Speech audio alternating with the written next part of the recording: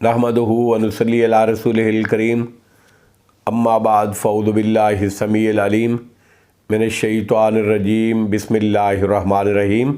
सूरतुल कसस बामानी बामुहावरत तर्जुमा और तशरीह। पहले बामानी तर्जुमा। आयत नंबर 83।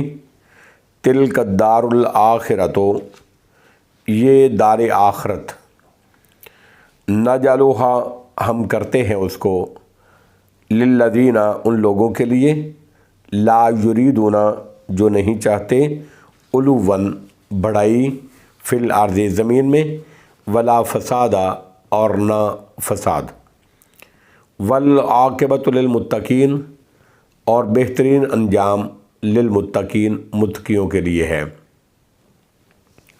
आयत नंबर 84। मन, जो कोई, जाआ बिल हसनते, नेकी लाएगा, फलहू, तो उसी के लिए होगा, खैर मिनहा, बहुत बेहतर बदला, मिनहा, उस नेकी से। वमन, और जो कोई, जाआ बिस्सय्यिआते, बुराई लाएगा, फला, तो नहीं, युजज़ल्लज़ीना, बदला दिए जाएंगे वो लोग जिन्होंने अमलुस्सय्यिआते, अमल किए बुरे, इल्ला, मगर, मा, जो कुछ, के कानू, वो थे, या अमलून, अमल करते। आयत नंबर 85। इन्नल्लज़ी, बिलाशुबा, अल्लाह रब्बुल इज़्ज़त जिसने फ़र्ज़ नाज़िल किया, अलैकल कुराना, आप पर कुरान, लरादू का, अलबत्ता वो लौटाने वाला है आपको, इला मुआद, आपके लौटने की जगह की तरफ। कुल, फरमा दीजिए, रब्बी, मेरा रब, आलमो, खूब जानता है, मन, उस शख्स को जो, जा आया है, बिल हुदा, हदायत के साथ, वमन हुआ, और उसको भी जो है, फ़ी ज़लाल मुबीन, ज़ाहिर गुमराही में। आयत नंबर 86।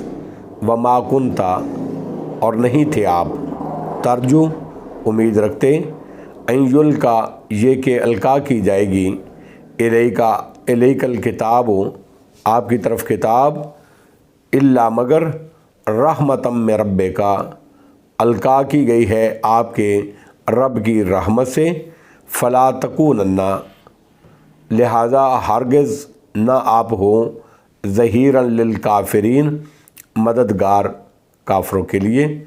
आयत नंबर 87। वला यसुद्दन्न का, और ना हरगिज़ वो काफर रोक दें आपको, अन आयातिल्लाहि, अल्लाह की आयतों से, बादा, इसके बाद, इज़, जब, उनज़िलत, वो नाज़िल की गई, इलैका, आपकी तरफ, वदो, और आप बुलाएं, इला रब्बे का, अपने रब की तरफ, वला तकूनन्ना, और ना हरगिज़ आप हो, मिनल मुशरिकीन, मुशरकों में से। आयत नंबर 88। वला तदू, और मत आप पुकारें, मअल्लाह, अल्लाह के साथ, इलाहन आखरा, किसी दूसरे इलाह को, माबूद को, ला, नहीं, इलाहा, कोई इलाह, कोई माबूद, इल्ला, मगर, हु, वही, कुल्लो, हर, शैइन, हर चीज़, हालिकुन, हिलाक होने वाली है, इल्ला, मगर, वजहाहु, उसके चेहरे के, लाहुल हुक्मो, उसी के लिए हुक्म है, व इलैहि, और उसी की तरफ, तुरजाउन, तुम सब लुटाए जाओगे। अब बामुहावरा तर्जमा और उसकी तशरीह।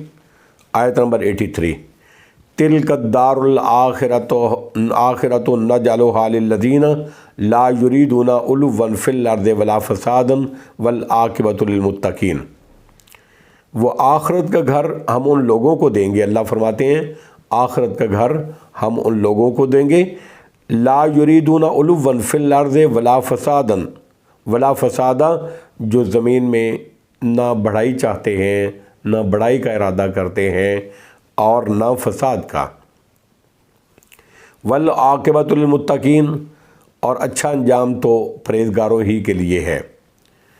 علوًا کا مطلب ہے ظلم اور زیادتی، لوگوں سے اپنے آپ کو بڑا اور برتر سمجھنا اور باور کرانا، تکبر کرنا، فخر کرنا، غرور کرنا اور فساد کے معنی ہیں۔ ناحق لوگوں کا مال ہتھیانا یا نافرمانیوں کا ارتکاب کرنا کہ ان دونوں باتوں سے زمین میں فساد پھیلتا ہے۔ فرمایا کہ متقین کا عمل اور اخلاق ان کی ان برائیوں اور کوتاہیوں سے پاک ہوتا ہے، اور تکبر کی بجائے ان کے اندر تواضع، فروتنی اور معصیت کیشی کی بجائے اطاعت کیشی ہوتی ہے، اور آخرت کا گھر یعنی جنت اور حسن انجام انہی کے حصے میں آئے گا۔ والعاقبۃ للمتقین، اور اچھا انجام تو پرہیزگاروں کے لیے ہی ہے۔ آیت نمبر 84، من جاء بالحسنۃ فلہ خیر منہا، جو کوئی نیکی لائے گا تو اس کے لیے اس سے بہتر بدلہ ہوگا۔ جو کوئی نیکی لائے گا تو اس کے لیے اسے بہتر بدلہ ہوگا، یعنی کم از کم ہر نیکی کا بدلہ 10 گنا تو ضرور ہی ملے گا، اور جس کے لیے اللہ چاہے گا اس سے بھی کہیں زیادہ عطا فرمائے گا۔ ومن جاء بالسیئات، اور جو کوئی برائی لائے گا، فلا یجزی الذین عملوا السیئات الا ما کانوا یعملون، تو برے عمل کرنے والوں کو وہی بدلہ دیا جائے گا ما کانوا یعملون، جو وہ عمل کرتے تھے۔ یعنی نیکی کا بدلہ تو بڑھا چڑھا کر 2 گنا 3 گنا 70 گنا زیادہ دیا جا سکتا ہے، 10 گنا دیا جائے گا، 70 گنا دیا جائے گا، لیکن برائی کا بدلہ برائی کے برابر ہی ملے گا۔ یعنی نیکی کی جزا میں اللہ رب العزت کے فضل و کرم، اور ابدی اور بدی کی جزا میں اس کے عدل کا مظاہرہ ہوگا۔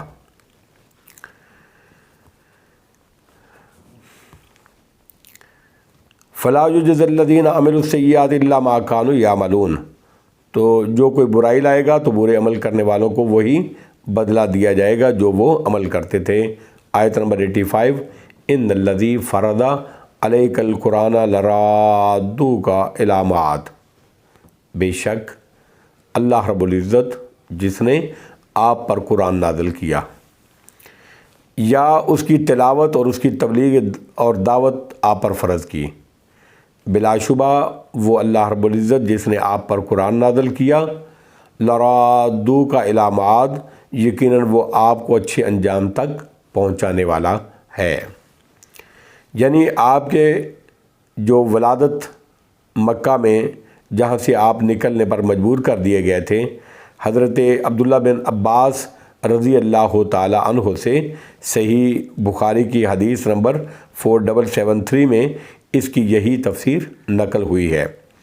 چنانچہ ہجرت کے 8 سال بعد اللہ رب العزت کا یہ وعدہ پورا ہو گیا، اور آپ نبی اکرم صلی اللہ علیہ وسلم 8 ہجری میں فاتحانہ طور پر مکے میں دوبارہ تشریف لے گئے۔ بعض نے معاد سے مراد قیامت لی ہے، یعنی قیامت والے دن آپ کو اپنی طرف لوٹائے گا اور تبلیغ رسالت کے بارے میں پوچھے گا۔ قل ربی عالم من جاء بالہدی ومن هو فی ضلال مبین، اے میرے نبی صلی اللہ علیہ وسلم فرما دیجئے، قل فرما دیجئے، ربی میرا رب عالم خوب جانتا ہے، من جاء بالہدی کہ کون ہدایت کے ساتھ آیا، ومن ہوا فی ضلال مبین، اور کون کھلی گمراہی میں، کون ہدایت کے ساتھ، کون کھلی گمراہی میں۔ مشرکین کے اس جواب میں ہے جو وہ نبی اکرم صلی اللہ علیہ وسلم کو ان کے آبائی اور روایتی مذہب سے انحراف کی بنا پر گمراہ سمجھتے تھے۔ فرمایا کہ میرا رب خوب جانتا ہے کہ گمراہ میں ہوں جو اللہ کی طرف سے ہدایت لے کر آیا، یا تم ہو جو اللہ کی طرف سے آئی ہوئی ہدایت کو قبول نہیں کر رہے۔ آیت نمبر 86، وَمَا كُنْتَ تَرْجُو أَن يُلْقَىٰ إِلَيْكَ الْكِتَابُ إِلَّا رَحْمَةً مِّن رَبِّكَ، اور آپ امید نہیں رکھتے تھے کہ آپ کی طرف یہ کتاب وحی کیجیے۔ اے میرے نبی آپ امید نہیں رکھتے تھے کہ آپ کی طرف یہ کتاب وحی کی جائے گی، یعنی نبوت سے پہلے آپ کے وہم و گمان میں بھی یہ نہیں تھا کہ آپ کو رسالت کے لیے چنا جائے گا اور آپ پر کتاب الہی یعنی قرآن مجید کا نزول ہوگا۔ الا رحمت من ربک، مگر یہ آپ کے رب کی رحمت ہی سے وحی کی گئی، یعنی یہ نبوت اور کتاب سے سرفرازی، یہ نبوت اور رسالت اور یہ کتاب قرآن مجید اللہ رب العزت کی خاص رحمت کا نتیجہ ہے جو آپ پر ہوئی۔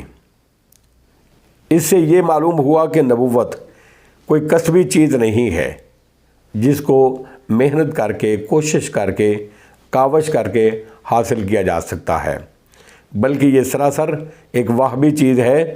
اللہ رب العزت اپنے بندوں میں سے جس کو چاہتا ہے اس کو نبوت اور رسالت سے مشرف فرماتا ہے، حتیٰ کہ حضرت محمد رسول اللہ صلی اللہ تعالیٰ علیہ وآلہ وسلم کو اس سلسلۃ الذہب کی آخری کڑی قرار دے کر آپ پر اس کا خاتمہ کر دیا گیا۔